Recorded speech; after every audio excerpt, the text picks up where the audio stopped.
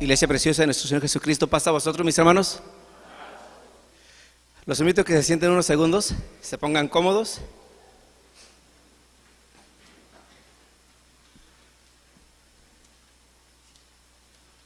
¿Cómo se les hace frío ya, ahorita que se puso ya fresquecito, hermanos? Está calientito, ¿verdad? Está frío, hermanos, pero es parte de la bendición de nuestro Dios. De una u otra manera nos ayuda a nuestro planeta y pues es una hermosa bendición poder disfrutar, mis hermanos, de diferentes climas, aunque en muchas ocasiones no va conforme a nuestros deseos, se da como que nos gusta el calorcito. Pero bueno, es una bendición, mis hermanos, tener la oportunidad de poder respirar, de poder movernos, ya que tristemente muchos de nuestros seres queridos, mis hermanos, parten y pues nos quedamos nosotros, ¿verdad? A veces pues con ese dolor, con ese sentimiento, pero fortalecidos en Cristo Jesús. Mis hermanos, en lo particular me da mucha alegría poder estar aquí al frente de cada uno de ustedes y poder tocar a temas que nos ayudan siempre en nuestro ministerio, en nuestra vida, en nuestro largo caminar, para poder asimismo tomar decisiones concretas, decisiones que nos ayuden a edificar nuestro espíritu, nuestra vida espiritual. Y a todo esto, mis hermanos, pues tomé la decisión de empezar a estudiar lo que es la doctrina, empezar a meterme más en temas profundos que pues de una u otra manera son más complicados, porque pues se habla de doctrina, hermanos, y siempre cuando se trata de este tipo de temas, pues uno tiene que asegurarse de decir al 100% lo que estamos creyendo. Entonces, ¿se acuerdan la profecía que toqué hace 2 semanas aproximadamente? O la última vez que me tocó participar, ¿se acuerdan? La primer trompeta.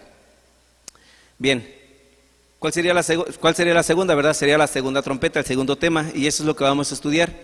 La segunda trompeta, mis hermanos, vamos a analizarlo, vamos a estudiar, ¿les parece bien? ¿Sí? Muy bien. Vamos mis hermanos, a profundizarnos, vamos a estudiarlo, vamos a meditarlo juntos, y ¿qué les parece si juntos vamos caminando en el curso de este estudio para lograr definir, mis hermanos, el propósito de esta trompeta y en qué nos puede ayudar? Entonces, vamos a ir entonces a Apocalipsis, a capítulo 8, verso 8 y 9, mis hermanos.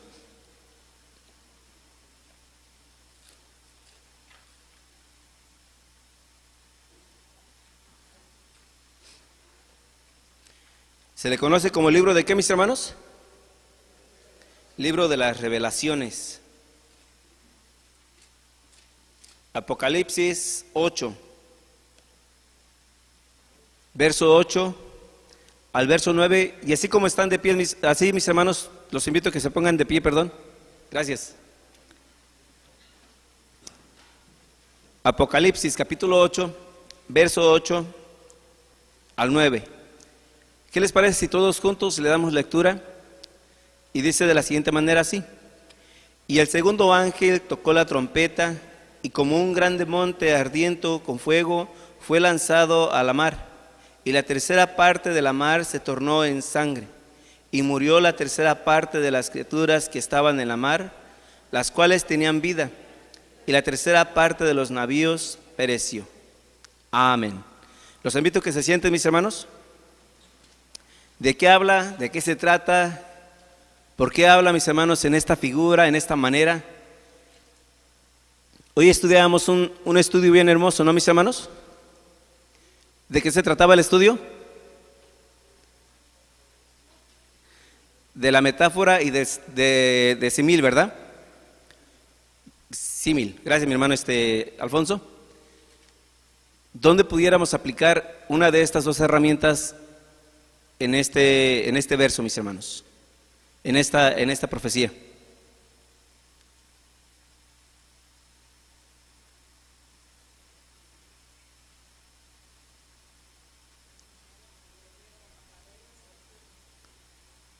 ¿Cómo qué, perdón? Ok, sería entonces en la palabra y como un grande monte. Me mencionaba mi hermano Andrés que también se podía aplicar como una hipérbole. Entonces, mis hermanos, todas estas herramientas nos están ayudando para que nosotros podamos irnos acomodando en la palabra de nuestro Dios de una manera concreta y correcta.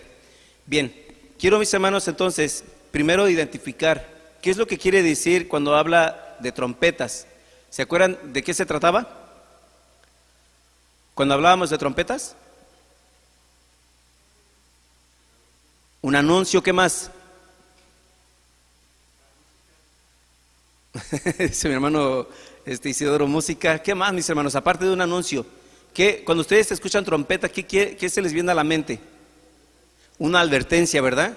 Si en otras palabras, algo está pasando, despierten, manténganse alerta, algo viene, algo va a pasar. Entonces, la primera parte dice, y el segundo ángel tocó trompeta, entonces advirtió al pueblo. Luego dice la siguiente parte, y como un grande monte ardiendo con fuego fue lanzado a la mar. ¿Ustedes han visto algún monte, mis hermanos, que se lance o que se pueda agarrar y se pueda mover a otro lado? No, entonces, ¿de qué está hablando? Bien, vamos a ir, mis hermanos, a verlo. Vamos a meditar qué es lo que dice Jeremías capítulo 51, verso 24.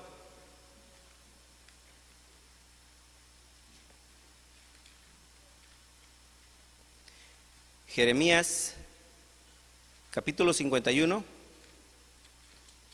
A ver, Jeremías. Se mueven las hojas muy rápido, mis hermanos, y ya cuando pienso que estoy allí se mueven. Bien, capítulo 51, verso 24 y 25, y dice de la siguiente manera: y pagaré a Babilonia y a todos los moradores de Caldea todo el mal de ellos que hicieron en Sión delante de vuestros ojos, dice Jehová. He aquí, yo contra ti, oh monte destruidor. ¿A quién le está hablando, mis hermanos? Le está hablando a Babilonia, y vamos a releer el verso 25.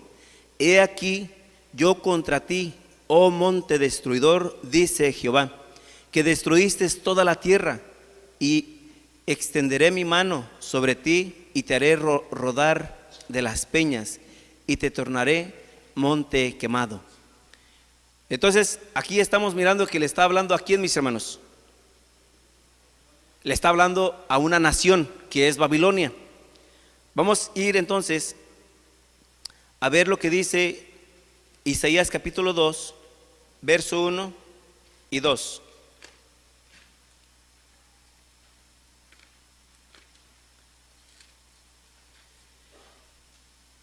Dice el verso 1: lo que vio Isaías, hijo de Amós, tocante a Judá y a Jerusalén. Y acontecerá en lo postrero de los tiempos que será confirmado el monte de la casa de Jehová por cabeza de los montes, y será ensalzado sobre los collados, y correrán a él todas las gentes. Aquí también, mis hermanos, se está hablando de un monte. ¿A qué se referirá? Dice el verso 2: y acontecerá en lo postrero de los tiempos que será confirmado el monte de la casa de Jehová.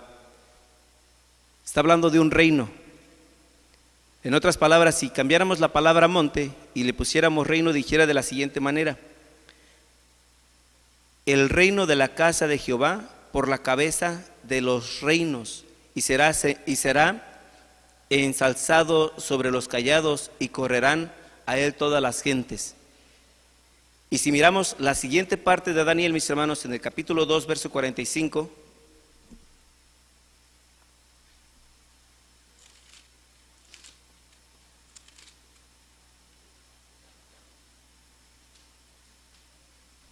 Daniel capítulo 2, verso 45 dice de la siguiente manera: de la manera que vistes que del monte fue cortada una piedra, no con manos, la cual desmenuzó al hierro, al metal, al tiesto, a la plata y al oro, el gran Dios ha mostrado al rey lo que ha de acontecer en lo porvenir, y el sueño es verdadero y fiel su declaración. Y aquí está, mis hermanos, con esos tres versículos, estamos mirando, mis hermanos, que está hablando de un gobierno cuando habla acerca de un monte. Está hablando de un gobierno que tiene poder, que puede, mis hermanos, destruir, que puede imponer, quitar y mover, mis hermanos, como ellos quieren hacer las cosas. Entonces, la segunda parte que viene siendo, y como un grande monte ardiendo con fuego, fue lanzado a la mar. La parte siguiente que vamos a distinguir o vamos a descubrir es cuando habla de la mar. ¿A qué se refiere cuando habla de la mar? Se refiere a las gentes. ¿Cómo lo podemos comprobar? Si vamos nosotros a Isaías, en su capítulo 57, verso 20,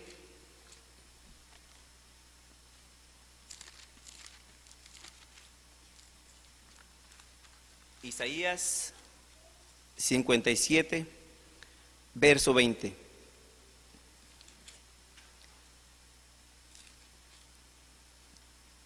Mas los impíos son como la mar en tempestad, que no puede estarse quieta, y sus aguas arrojan cieno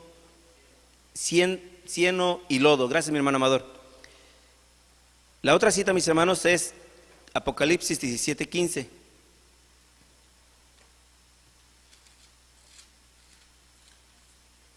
Y el verso 15 del capítulo 17 dice así: y él me dice, las aguas que has visto, donde la ramera se sienta, son pueblos y muchedumbres, y naciones y lenguas.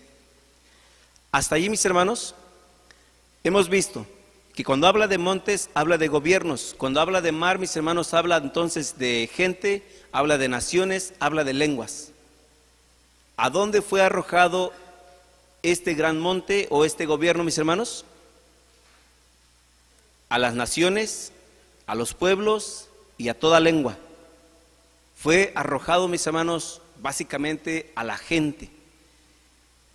Cuando miramos de allí en adelante, la tercera parte de la mar se tornó ¿en qué? En sangre. Otra tercera parte, mis hermanos, de las criaturas que estaban en la mar, y murió la tercera parte de las criaturas que estaban en la mar, las cuales tenían vida, y la tercera parte de los navíos también pereció. Hasta ahí, mis hermanos, podemos darnos cuenta entonces que un gobierno iba a tomar mucho poder. Pero ¿en qué momento, en qué tiempo se levanta este gobierno para dar inicio con esta profecía? ¿Quién es ese personaje? ¿Cómo es que agarró tanto poder que logró destruir, mis hermanos, a su paso y a su tiempo, estas tres partes que menciona? Yo quiero regresarme al principio con nuestro Señor Jesucristo y quiero iniciar de allí. De ahí van a ir dándose cuenta ustedes por qué lo tomo desde allí. Cuando nuestro Señor Jesucristo se encuentra, nuestro Señor Jesucristo advierte básicamente a todo el creyente y le dice: muchos de ustedes van a ser perseguidos, muchos de ustedes van a ser torturados, muchos de ustedes van a entregarse unos a otros. ¿Por qué? Porque van a ir contra ustedes. Entonces, en otras palabras, el cristianismo, mis hermanos, el cristiano era perseguido, ¿cierto o no? Muy bien. En el año 70, como lo mencionábamos en la profecía anterior, nos dábamos cuenta que el templo fue destruido. 2 o 3 años antes, el pueblo que escuchó la profecía del Señor Jesucristo, donde cuando miraban a Jerusalén cercada, era tiempo de huir. Estos cristianos huyeron. Del año 70, mis hermanos, se esparcieron por todas partes. El cristianismo empezó a aumentar, empezó a crecer, pero no dejaron de ser perseguidos. De una o de otra manera, mis hermanos, el cristianismo siempre era perseguido, era apuntado con el dedo, era por todas partes señalado. En el año del 272 nace para ese entonces un hombre, mis hermanos, llamado Constantino.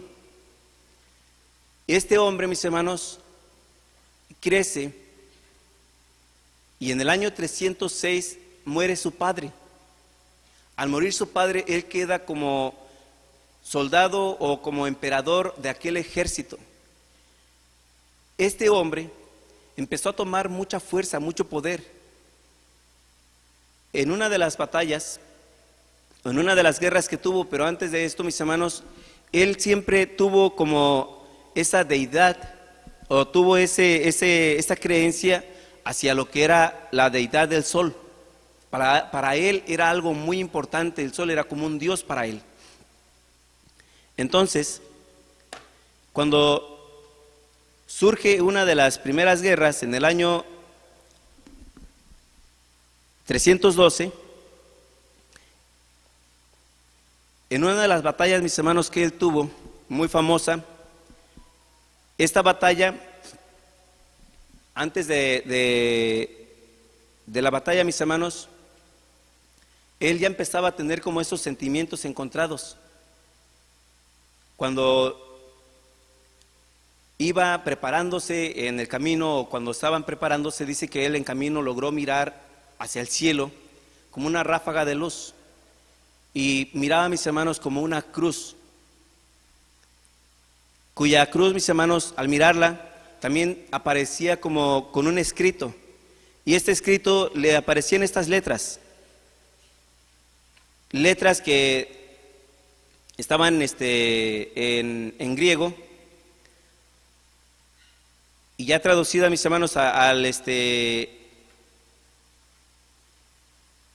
en una manera ya más simple, dice, en las palabras tan escritas, dice en hoc signo vences, que traducido, mis hermanos, al latín viene siendo: en este signo vencerás. Él miró este signo en el cielo y dice: con este signo me voy a identificar. Va a la pelea, va a la batalla, gana la batalla, mis hermanos. Para esto, él se había casado con una mujer que básicamente su hermano era el contraponente de aquella batalla que se iba a llevar en el 312, cuya batalla Costiniano gana esta batalla, y después de esa batalla él se levanta y dice: de aquí en adelante todos mis escuderos se van a poner este nombre, se van a poner una cruz, y en esa cruz se le va a poner esta escritura: en este signo vencerás. De ahí en adelante, mis hermanos, en ese mismo momento, él inicia entonces con ese sentimiento de hacerse al lado del cristianismo.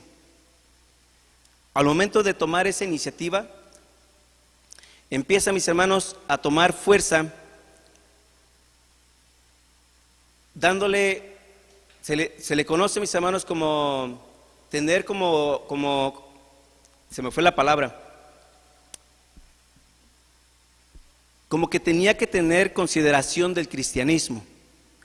Ya no tenían por qué atacar tanto al cristiano, pero entonces él comienza a tener relación, comunicación con los cristianos, y para esto, mis hermanos, entra una etapa muy diferente para todo el cristianismo, porque Constantino entonces, mis hermanos, lo que logró hacer es que hiciera una alianza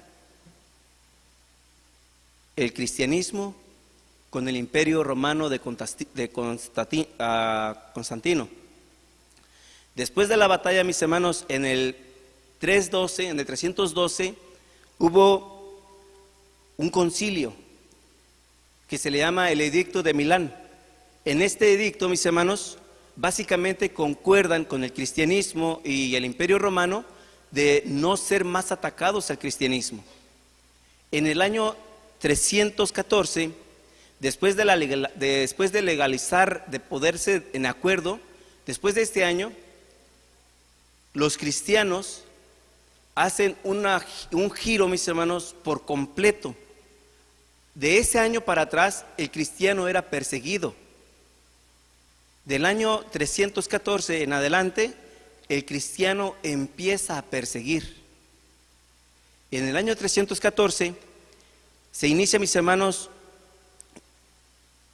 donde los cristianos van contra todos los paganos, aquellos que tenían ídolos, que tenían dioses de diferente índole, y van ahora contra ellos.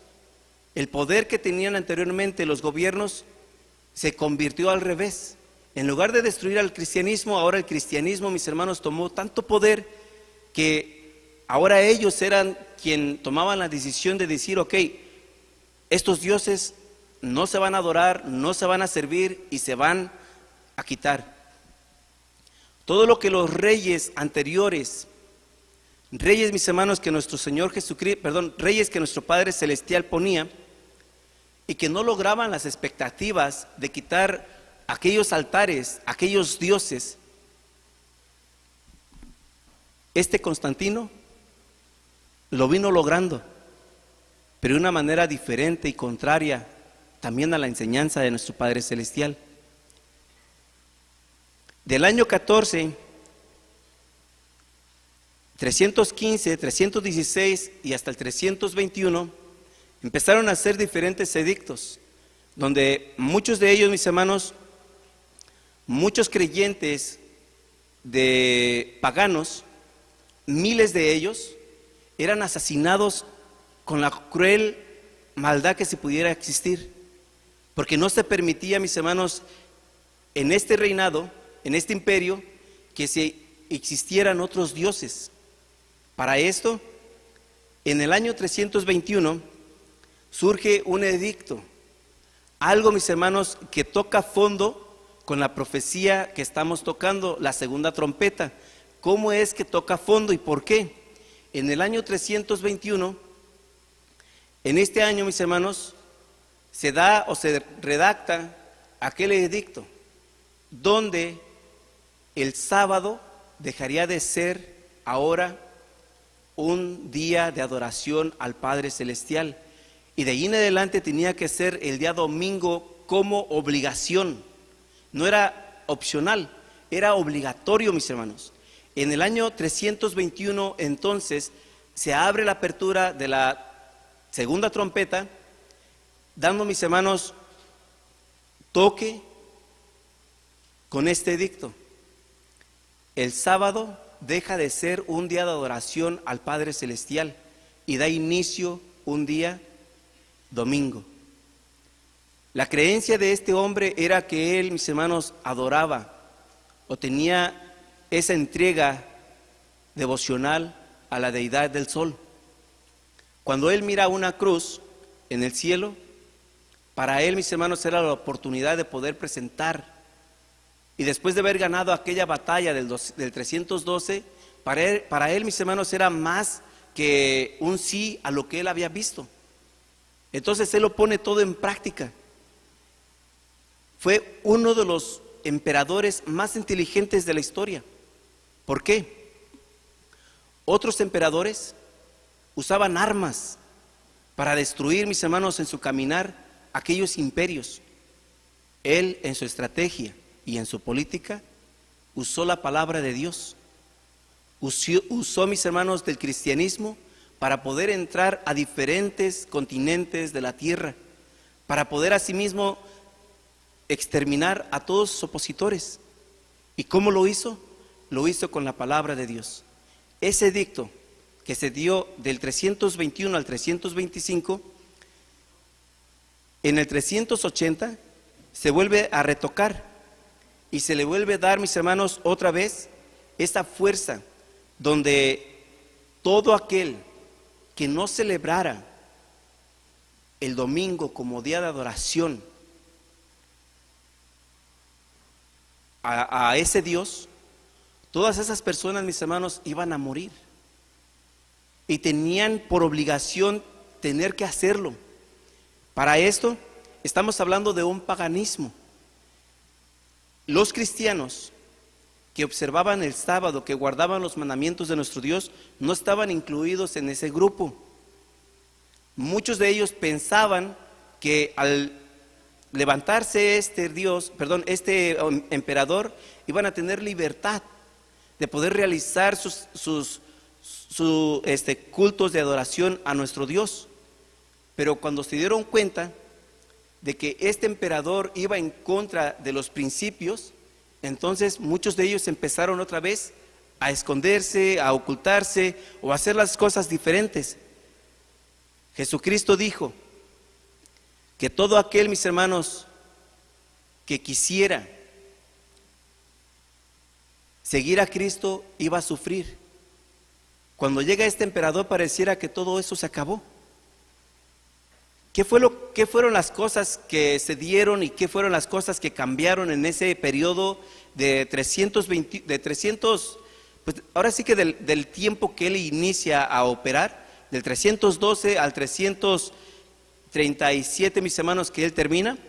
Sucedieron varias cosas, hubo varios cambios. Entre ellos se encontraba, mis hermanos, si se celebraba la Pascua en el día del sábado o conforme a los tiempos del calendario hebreo, o ellos decían, bueno, pues mejor ponemos un día específicamente y que sea el domingo para que no estemos variando. Y así que todos celebren la Pascua el día domingo. ¿Qué más, mis hermanos? Ahí en esos periodos, en esos tiempos, fue también donde se acordó que si el Espíritu Santo, nuestro Padre Celestial, y que Jesús quisieran uno, quisieran tres, y que para no equivocarse, que iban a ser, mis hermanos, tres en uno. En ese mismo tiempo, mis hermanos, en ese periodo de tiempo, se elevó al papado a San Silvestre I, con quien se inició la gran expansión cristiana. ¿Qué más? Devolvió a la Iglesia Católica los bienes confiscados y les otorgó nuevas donaciones. Construyó Constantinopla, que llegó a ser la ciudad más poderosa del mundo en su época. En el año 36 confirmó, mis hermanos, que el Nuevo Testamento, del 37, mis hermanos, en adelante hubo varios otros emperadores que fueron sus hijos. En el año 63 confirman mis hermanos que ahora el Antiguo Testamento iba a tener 27 libros, se prohibía la observación del sábado, vuelven otra vez a confirmar, a rectificar que iba a ser, mis hermanos, el orden en que se tienen que llevar las cosas. En el 380, una vez más, vuelven otra vez a confirmarlo y a decir, ¿saben qué? Así es como se va a llevar de aquí en adelante. El día de adoración es el día domingo y así se va a hacer, y todo aquel que no lo haga, mis hermanos, la consecuencia iba a ser la muerte, iba a ser cruel, iba a ser muy feo. Para esto, entonces cada uno de nosotros, al escuchar esta historia, concordamos que la profecía de la segunda trompeta concuerda mucho con este personaje. ¿Por qué? Porque en ese periodo de tiempo, mis hermanos, no solamente destruyó a los cristianos, aquellos que observaban y guardaban los mandamientos de Dios, no solamente a ellos, ¿a quiénes más? A los paganos, para ellos que decían que eran paganos porque no querían acertar con ellos y recibir aquella forma de enseñanza. A ellos también les tocó. Y morían, mis hermanos, tanto como creyentes hijos de nuestro Dios y como paganos creyentes a sus deidades. Con todo esto, mis hermanos, quiero yo retocar y quiero mencionar cuántos de nosotros nos cuesta mucho trabajo entender y comprender que el santo día de nuestro Dios no es opcional, mis hermanos. ¿A cuántos de nosotros nos cuesta mucho trabajo tomar una decisión en nuestras vidas y decir, ok, de aquí en adelante voy a hacer la lucha, voy a esforzarme por mirar este día como un día único, como un día muy particular y propio para mi vida? Muchos de nosotros no miramos esa especialidad. Cuando nosotros vamos a la historia y miramos que cientos y miles de personas creyentes morían por causa de este tipo de guerras o por causa de este tipo de edictos, mis hermanos, es muy triste. Y para que nosotros, teniendo la libertad de poder tomar una elección propia y decir, bueno, yo tengo la libertad de trabajar o de ir a la casa de oración, yo tengo la libertad de quedarme en la casa o de ir a la casa de oración. Cuando estamos enfermos, se entiende, mis hermanos, y tal vez haya razones propias, pero las haya. Pero cuando no lo estamos, Cuando usamos cualquier oportunidad para trabajar en cualquier tipo de trabajo antes de darle el crédito a esta hermosa enseñanza, ¿a dónde queda nuestra enseñanza y a dónde queda el temor a nuestro Padre Celestial? Muchos dicen, es que el sábado fue para el pueblo de Israel. Y la pregunta es, ¿dónde se da inicio, mis hermanos, con este santo día? ¿Se da inicio con el pueblo de Israel? ¿O en qué momento se da inicio con el día del sábado, mis hermanos? Desde el principio de la creación, ¿en qué versículo lo podemos encontrar? A ver, dice Génesis capítulo 2. ¿Qué dice, mis hermanos? Dice de la siguiente manera: y fueron acabados los cielos y la tierra y todo su ornamento. ¿Qué más? Y acabó Dios en el día séptimo su obra que hizo, y reposó el día séptimo de toda su obra que había hecho. Eso fue, mis hermanos, en el día séptimo. Eso fue en el día conocido entre el pueblo de Israel como Shabbat. Entre nosotros lo conocemos como día sábado. Ese día, mis hermanos, no le dijo para el pueblo de Israel, no le dijo para el pueblo de Efraín, no lo dijo para el pueblo de Judá, no lo dijo para los hispanos, para los latinos, no. Dijo, este día lo voy a tomar como descanso. Este día, mis hermanos, era un día muy especial para nuestro Padre Celestial. Y la pregunta es, ¿nuestro Dios ocupaba descansar? No, mis hermanos. ¿Por qué hizo esta excepción nuestro Padre Celestial? Pensando en el hombre, pensando en nosotros. ¿Quién lo confirmó? Lo confirmó nuestro Señor Jesucristo. ¿Dónde? A ver, vamos a ir a Marcos capítulo 2, mis hermanos. Marcos 2, 27, dice mi hermana Corina. Vamos a ir a confirmarlo. Marcos 2, verso 27.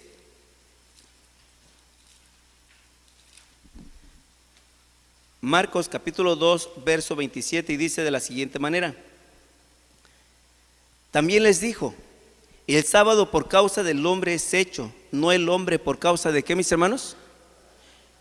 Verso 28, así que el Hijo del Hombre es Señor, aún del sábado. Dicen, es que Jesucristo vino a cambiar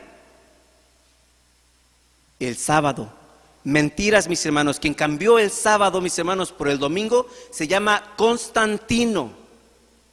Ese fue el emperador, mis hermanos, que en el 321 dio un edicto, un decreto, una ley, que todo aquel que no guardara el día del sábado, mis hermanos, iba a ¿qué? Perdón, todo aquel que no adorara a ese Dios en el día domingo iba básicamente a morir. Y la sangre, mis hermanos, de todos aquellos se derramó, porque muchos de ellos, fieles paganos, pero eran fieles a sus dioses, eran fieles, y por causa de esa fidelidad, pues eran muertos. Otros, mis hermanos, como conocidos los hijos de Dios, aquellos cristianos que aceptaron la ley de nuestro Padre Celestial y la enseñanza que traía nuestro Señor Jesucristo, basada en misericordia y en amor, en justicia, cada uno de ellos también les costó la vida. Y morían, mis hermanos, en ese periodo de tiempo. Aparte de todo esto, aparte, mis hermanos, de que es un día muy especial para que nosotros tuviéramos un momento de descanso, un momento, mis hermanos, de comunión, de fraternidad, de paz. Muy allá de todo ello, hay algo más importante. ¿Quieren saber qué es? Vamos a ir, mis hermanos, al libro de Éxodo. En el libro de Éxodo, en el capítulo 31, mis hermanos, en los últimos versos, dice de la siguiente manera.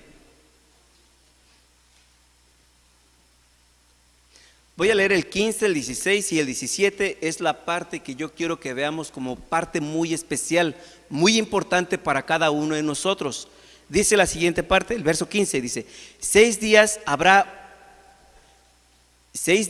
se hará obra, mas el séptimo día es sábado de reposo, consagrado a Jehová. Cualquiera que hiciere obra, el día del sábado morirá ciertamente. Guardarán pues el sábado los hijos de Israel, celebrándolo por sus edades, por pacto perpetuo. Señal es para siempre entre mí y los hijos de Israel, porque en 6 días hizo Jehová los cielos y la tierra, y el séptimo día cesó y reposó. ¿Qué hay, mis hermanos, entre el pueblo de Israel y nuestro Dios? Si guardan ese día, es un pacto, ¿ok? Hay una señal. Todo el pueblo, mis hermanos, de Israel, tenían básicamente, mis hermanos, ese pacto, esa señal. Y se distinguía entre todos los pueblos, entre todas las gentes, se distinguía. Y para confirmar, mis hermanos, esta hermosa enseñanza, cuando Jesucristo murió, murió no solamente por el pueblo de Israel. Cuando Jesucristo murió, mis hermanos, San Juan 3:16, porque de tal manera amó Dios, ¿a quién?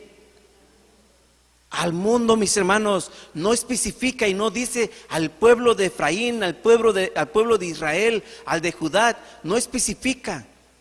Él menciona y dice que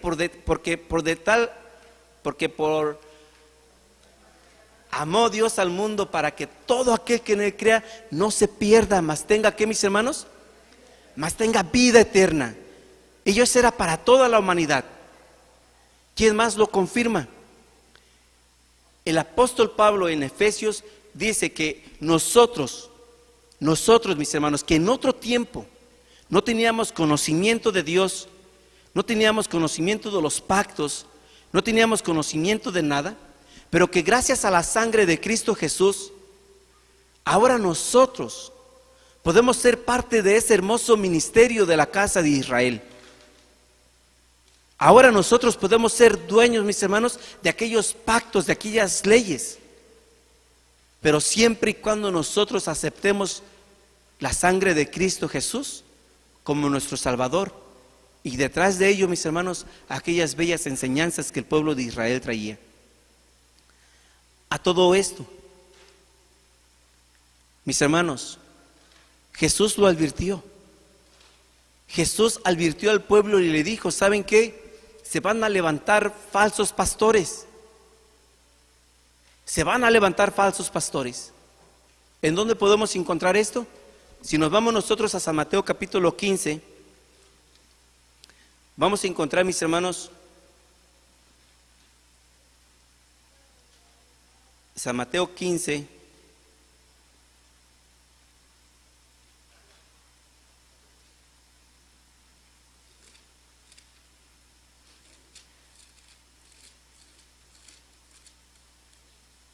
San Mateo 15, mis hermanos, dice el capítulo 7 dije, ¿verdad?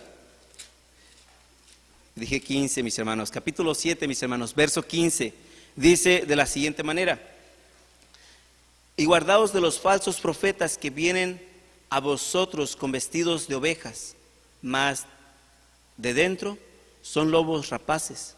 Por sus frutos los conoceréis. ¿Cogen uvas de los espinos o higos de los árboles? De los abrojos. Gracias, mi hermano.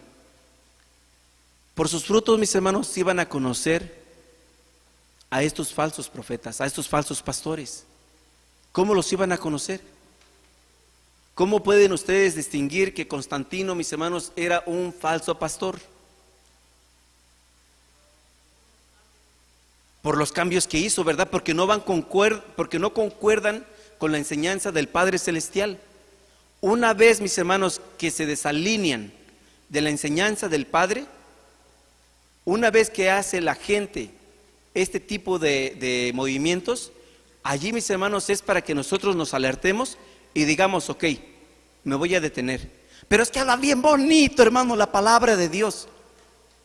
Detente. Es que en la iglesia de Dios israelita no predican de esa manera, pero este pastor hasta... Deténganse, hermanos. Deténganse. Mediten el historial de dichos pastores. No porque hablen bonito quiere decir que están hablando de la verdad. No, mis hermanos. El falso pastor usa de estrategias. ¿Quién es? Es Satanás. Es la persona o es el ser, perdón, con más habilidad para poder hablar con una estrategia sutil que llega hasta lo más íntimo de nuestros pensamientos. Y como dijo Pablo, ¿verdad? Perdón, como le dijo aquel rey, por poquito me persuades, Pablo. Hombres que han sido conocidos dentro de la iglesia de Dios israelita, fieles, celosos. ¿A dónde creen que están, mis hermanos? Han quedado postrados bajo la enseñanza de un falso profeta, de un falso pastor. ¿Por qué? Porque tendieron su oído a escuchar predicaciones, pastores que eran con una facilidad de hablar muy sutil, y lo lograron, mis hermanos. Ahora ustedes miren a su alrededor, cuenten a los hermanos que no están en casa, ¿a dónde están? Bajo otra organización. ¿Por qué? Por esa razón.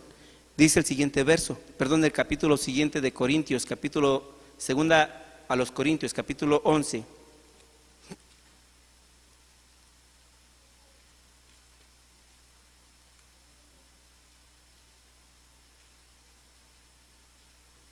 Segunda a los Corintios, capítulo 11, verso 15. 11, verso 15, pero vamos a leer verso 13, verso 14 y verso 15. Dice de la siguiente manera: porque estos son falsos apóstoles, obreros fraudulentos, transfigurándose en apóstoles de Cristo. Y no os maravilla, porque el mismo Satanás se transfigura en ángel de luz. Así que no es mucho si también sus ministros se transfiguran como ministros de justicia, cuyo fin será conforme a sus obras. Si nosotros miramos, mis hermanos, una de las partes que menciona la profecía, dice que este monte venía, mis hermanos, con fuego, ¿cierto o no? Muy bien, si nosotros vamos y buscamos Santiago capítulo 3, verso 5,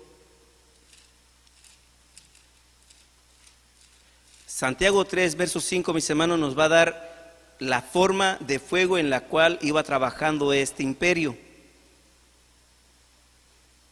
Santiago capítulo 3, verso 5. Dice de la siguiente manera: así también, la lengua es un miembro pequeño y se gloria, gracias mi hermana, y se gloria de grandes cosas. He aquí un pequeño fuego. Cuán grande bosque enciende. Todo lo que tuvo que hacer Constantino, este emperador romano, solo, mis hermanos, usó de su lengua para poder encender, mis hermanos, un grande fuego. Ese fuego, hasta el día de hoy, mis hermanos, se encuentra básicamente alrededor de toda la faz de la tierra. No se quedó solamente en el Imperio Romano,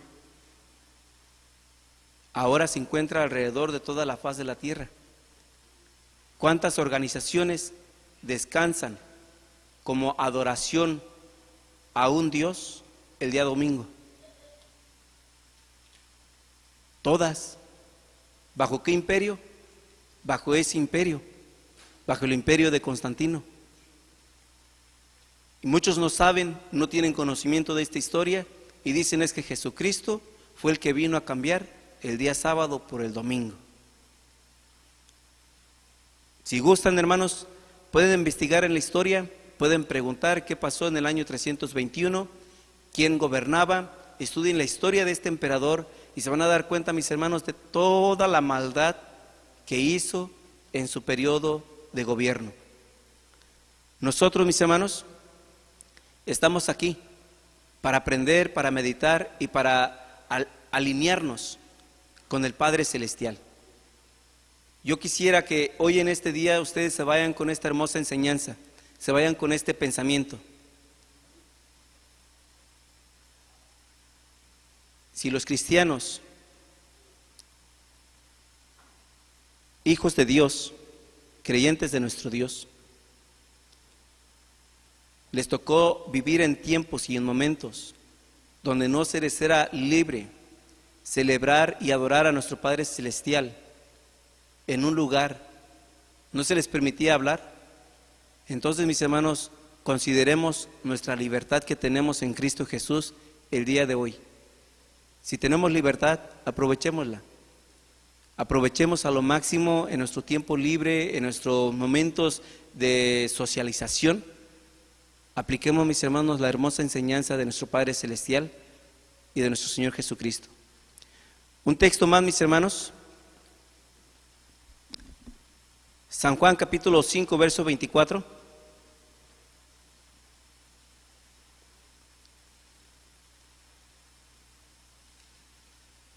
San Juan capítulo 5, verso 24. La última parte dice, la mitad del texto dice, y murió la tercera parte de las criaturas que estaban en la mar. La parte siguiente es bien importante, dice, las cuales tenían vida. Y esta parte, mis hermanos, se refiere a lo siguiente. San Juan capítulo 5 les mencionaba, verso 24, dice de la siguiente manera. 5:24, de cierto os digo, el que oye mi palabra y cree al que me ha enviado, tiene vida eterna y no vendrá a condenación, mas pasó de muerte, ¿a qué, mis hermanos? A vida. Si ustedes se dan cuenta, en la profecía menciona y dice que una tercera parte de la mar se tornó en sangre. Vuelve otra vez a mencionar y pareciera que es lo mismo. Y murió la tercera parte de las criaturas que estaban, ¿dónde, mis hermanos? En la mar, pero especifica, estos tenían vida. Cuando habla de estos, mis hermanos, habla de aquellas personas que Jesucristo vino a rescatar con su sangre preciosa.